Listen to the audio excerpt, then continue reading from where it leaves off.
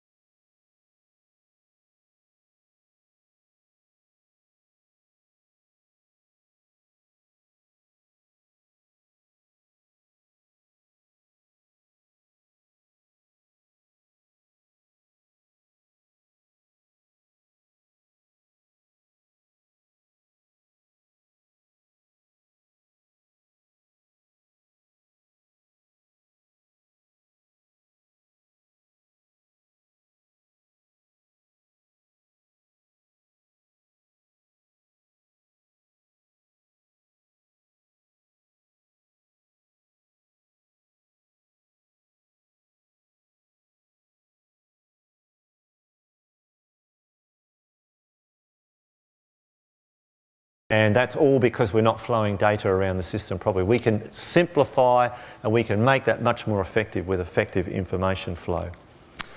Because what data does is it reduces uncertainty, it brings order to chaos. And that's really important in our system, because if you look at our systems mathematically, healthcare is a complex, chaotic system. Where you have more data, then you can reduce uncertainty, reduce unpredictability. Because the only reason chaotic systems are unpredictable is because we're not sophisticated enough to interpret the variability. Now, there's a really extant example of that. When I was a medical student and a registrar, we learned about ventricular fibrillation, which was said to be just a chaotic mess of electrical discharges across the myocardium. Well, we now can measure electrical vectors in an ECG down to 1/200th of a microsecond. 1/200th of a microsecond. And when you do that and you analyse the ventricular fibrillation rhythm, you can see patterns in it. So having the data available enables you to make sense out of what appears in first instance to be chaotic.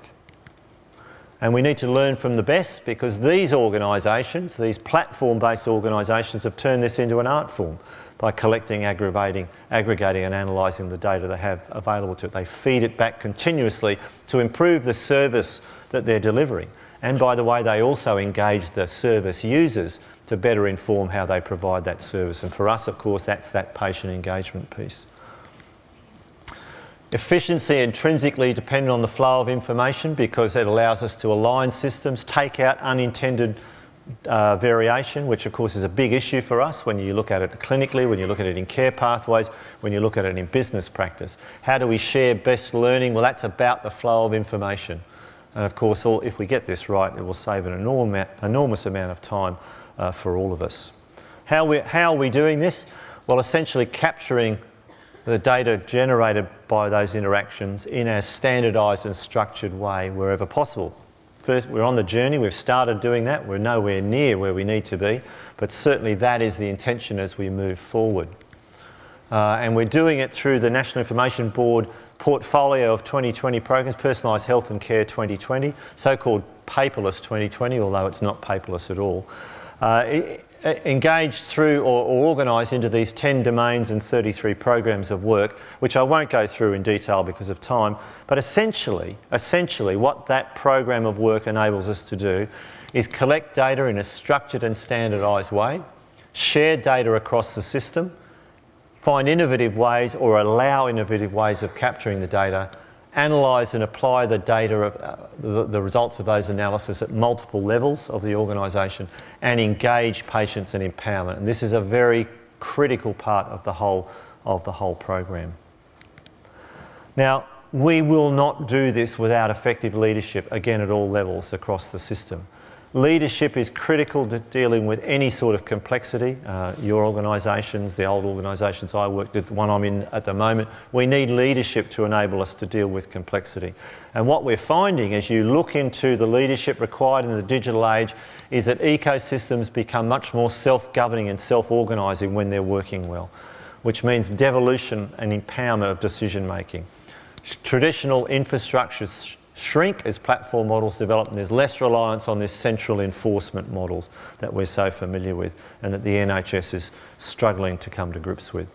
We need to find the best way of creating value and improving patient outcomes by defining who does what best, regardless of where they sit in the organisation. Recognise the skills and abilities that we have available to us across the whole system and enable that to be embraced. Leadership is critical to encouraging innovation. I think we all know if we don't allow innovation to flourish, then the NHS is going to really struggle over the coming years. As Einstein said, you'll never solve a problem with the mindset that created it, and that's about innovation, is doing things, thinking about them differently, different paradigms. And the thing about leadership is getting people who are in the position, the right position, unleashing them to actually contribute to the agenda overall. So where have we come from? So this is Frank Gehry's famous sketch of the Guggenheim Museum in Bilbao when he was sitting down in a cafe thinking about what it might look like. We started with this kind of idea, if you like, going back a few years. with the National Information Board programs. We're starting to get to a point where things are taking shape, and there's a lot happening. You won't have heard a lot about them because they're still forming and getting into position ready to launch. But of course, where we want to get is to the finished article, or as close to that as we can be. Now, one of the things that we've done to start that off as quickly as we can is the Exemplar program.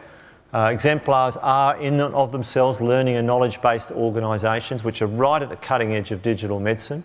As I said, where every individual in that organisation will use intelligence to drive their own performance, and we want them to share those learning and benefits across the system. So we've got system sustainability, enhanced effectiveness, enhanced quality of care and better patient outcomes. That's where we're starting this journey. This is the world we live in. Facebook is now the largest country on earth. Everywhere you look, we're talking about big data. We've got these big server farms, clouds, etc. This is the world we are in. We have to embrace it. We have to embrace the digital age to enable us to cope with all this. And there's a better way than that. We have to do better than this because, after all, this is about improving clinical care, and we will not take clinical care into the 21st century unless we get rid of paper records and embrace the whole of the digital agenda. Thank you.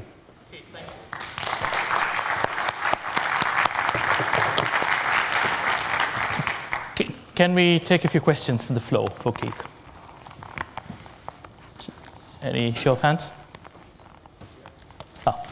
Umesh, yes.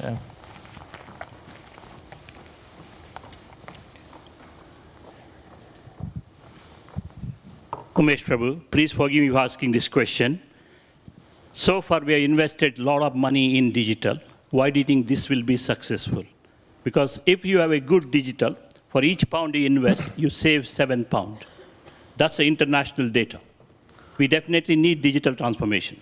But so far, NHS has failed by spending a lot of money on digital. Why do you think this will be successful? Well, I think Bob Wachter said it really well. We should learn but not overlearn from what we've done before. And, you know, with all the right intentions, if you go back to Connecting for Health, you say we fail. We have got the most advanced primary care digital systems on the planet. We've got the NHS Spine, which is a gold-plated piece of hardware that is entirely reliable and allows the system to run seamlessly. So we need to learn about where we did it wrong. No country has got this right. There are pockets of excellence in lots of places. We need to learn from them.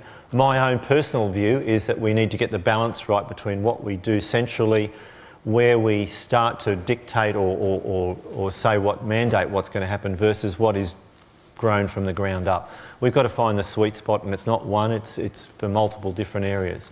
So why do I think it's different this time? I think number one is that the technology's better. We can join systems up now. We know we can flow information effectively across systems if we get the culture right in vendors as well as users. We know that there are generations coming through who have never known anything but the internet. The internet's, 25 years old? So there are people out there who have never known anything other than the internet. A bunch of us like me who grew up without it and have had to learn to live with it. So I think the whole scenario that we're operating now in is different in terms of the quality of the technology, the ability to share information, and the imperative. Because we all know that we're struggling to cope with what we've got now. We've got to do something different. And frankly, this is the only game in town. You know, STP's great, ACS's great, Region's great, but, you know, shifting the deck chairs, we've got to underpin it with transformation. This is the only thing that we've got. So that's why I think it'll work, because we need it. Thank you, Keith. Question. Ravi Kedia, consultant chest physician. First, I would like to congratulate you for an excellent talk, and probably you also gave us some information overload. The reason I've got one question as a clinician. You mentioned about crude data and interpretation of that data. And you gave a very beautiful analogy of crude oil and petrol, which I totally agree with you.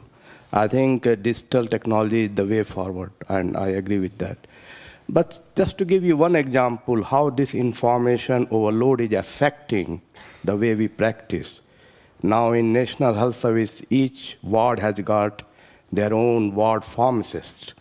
You will alluded on drug interaction. Now, every time my juniors make a discharge summary, the ward pharmacists come to this particular idea that this drug has got this interaction with this drug. And when we talk to them, we are talking about 1 in 1 million. So how can we make this data effective to our practice? Because they want to save their skin. Yeah, okay, so, well, that's a bit about risk management, you're right, but I can tell you that modern electronic prescribing systems will reduce medication errors almost to nothing. And that enables pharmacists to do a different job. They don't have to go and laboriously check through all that sort of. So decision support, closed loop medication applications, etc., etc. So that's where technology really comes in. By aggregating all that data, you start to apply machine learning over that, and you get an algorithm that can be based on an individual patient. We start to put pharmacogenomics into that for individual patients, and you get a much more precise way of targeting treatments for each patient, which can take the pharmacist out, but it's there at the press of a button because it's all done automatically through the back. Now that's not going to happen tomorrow or next week, but in 5 years' time, that's the world that we will be living in because the technology is there. We've just got to bring it all together. So it's a good point, and that's one of the challenges for us. We've got to figure out how we use technology to change the way we work, not just simply add it on top of the way we're working now. And I suspect technology can learn from technology. There's the advent of artificial intelligence, which will make a massive difference for such set of instances. Can I take a question from the back, please? Yeah. Hi, Mona. I'm Mona Johnson. I work in NHS Digital in Domain A. So my comment really is about what you were talking about with Amazon and Uber and those big platform businesses who, as part of using the platform, they're siphoning off your data, and in some sense you've agreed to that. So yesterday I was listening to Radio 4 when Sally Davis was talking about data donation and DNA, and it's something about how do we reframe the conversation about data to make it something that I donate as part of my social contribution, something that benefits me and benefits the community, and how do we not repeat care.data? Well, it's a good point. For those of you who don't know what Domain A it is the one that's empowering patients with apps and wearables, with Wi-Fi, with all that sort of stuff. So it's all about patient engagement and empowerment. About how do we do that? We have the conversation with the public, and there is a response to the National Data Guardian, which is due from government imminently, now the election's over, but we have that explicit conversation with them. We don't shy away from the conversation of saying that, data is important, sharing data is important. Sharing data enables us to provide better care. But we've got to get that right, we've got to do it under the right circumstances.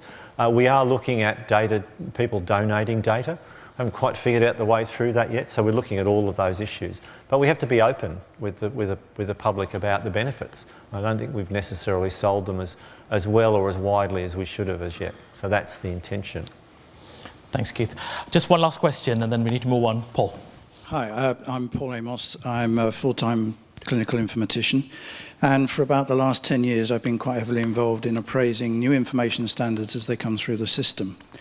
I've been incredibly impressed with the evolution of these data sets, which seem to double in size year after year, purport to be collected from the clinical record, but actually require people to record that information into separate systems, and so we're dual recording, and the number of these is increasing year on year, without the clinicians being provided with the ability, the tools, or the time to get themselves into a situation where they can reverse to collecting information for clinical care and then let everybody else collect that information off the back of it, as you've described. So how are we going to move from where we are now, which is an increasing requirement from the politicians for data to supposedly manage the service, and where the hospital staff and the GPs are just not able to cope with collecting the data that they're collecting now? I mean, I'd like to suggest that perhaps what we ought to say is moratorium on collecting data sets for 2 years or 4 years, whilst we re-engineer the system and then start again. But my guess is you're going to say that can't be done. Well, I'm going to say it is being done. So we do have a process that every new data collection has to go through a very rigorous assessment of why it's needed to be done. One of the problems that we've got is that we have got a system, and when you see that King's Fund diagram, you'll notice we have got a cacophony of different bodies out there all acting semi-independently. We are going to bring that all together. as we get the data flows right, we will have one pot of data, one source of truth, which lots of people can come into and do whatever analysis they like, but it's only collected once. So if you look at the multiple things that happen now, you've got one provider of data and multiple people coming in asking for it different ways. So you've got whole teams of people recutting spreadsheets and all sorts of things for CCGs, for HealthWatch, for NHS England, for NHSI, for CQC, all of whom use different data sets and different interpretations of the same data, I might add. What we're going to do is we're going to say, no, all finished, collect it once, there's the data, come in and use it. Get what you want out of it. Now we can all automatically extract now data from emergency rooms. We're rolling that out across the country. 42 EDs we can automatically extract performance data out of their PAS.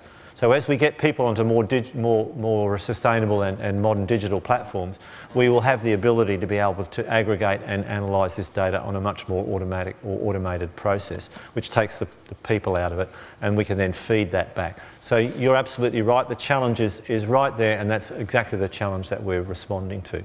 Reducing that burden so we can actually get people back to doing what they need to do, which is providing clinical care with the knowledge that comes back from that data analysis. Keith. So, good point. Keith, thank you very much. Can we give the CCO for England a big hand, please? Thank you so much. That was very good. Thank you.